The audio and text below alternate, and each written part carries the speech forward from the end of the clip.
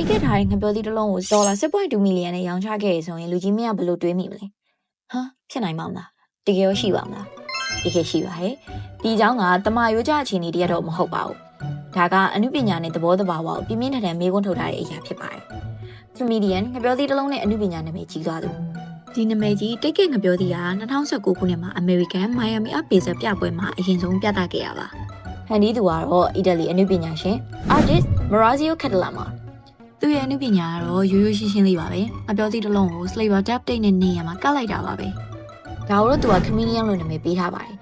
ဒီလို comedian app ကို edition 5ခုသာထုတ်ခဲ့ပြီးတော့ edition 3ခုကို American ရဲ့ Miami Art Basel ပြပွဲမှာ$1,200က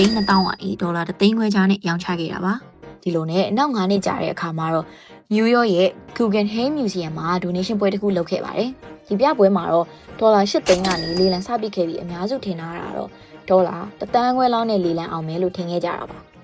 ဒါပေမဲ့လို့တော့အများထင်တယ်လို့မဟုတ်ပဲနဲ့$6 သန်းကျော်နဲ့လေလံအောင်သွားခဲ့တာပါ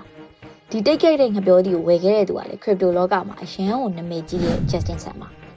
ဒီတိတ်ခဲ့ငပြောသီးကို$6 သန်းကျော်နဲ့ဝယ်ပြီးလူအများရှိမှပဲစားပြခဲ့ရပါအများစုကတော့ဈေးအများကြီးပေးဝယ်ထားတဲ့အရာတစ်ခုကိုအခုလိုစားလိုက်တာတော်တော်နှမျောကြမှာပါတကယ်တမ်းဟာငပြောသီးကိုရောင်းတာမဟုတ်ပါဘူးအနုပညာလက်ရတစ်ခုကိုရောင်းစားတာပါကိုကလည်းကိုယ့်ရဲ့ချစ်သူကတခြားသူရင်ဝင်နဲ့ရောက်သွားတာကိုအိမ်မပိုင်ဘူးထင်နဲ့နားလဲပေးနေတော့မှားသွားလိမ့်မယ်နော်အရာရာကိုခွဲခြားပြီးတော့သိမြင်တတ်ကြပါစေစားရပါဒါနဲ့ digital marketing service နဲ့ပတ်သက်ပြီးသိချင်လို့ပဲဖြစ်ဖြစ်ဒါမှမဟုတ်ရင်လေကိုယ့်ရဲ့လုပ်ငန်းကိုပို့ပြီးတော့တိုးတက်အောင်တိုင်ပင်ချင်လို့ပဲဖြစ်ဖြစ်ကျွန်တော်တို့ရဲ့28 digital marketing agency ကိုတတိယလိုက်ပါနော်အားလုံးပဲနောက်ထပ်ဗီဒီယိုတွေမှာပြန်တွေ့ပါမယ်ကျေးဇူးတင်ပါတယ်ရှင်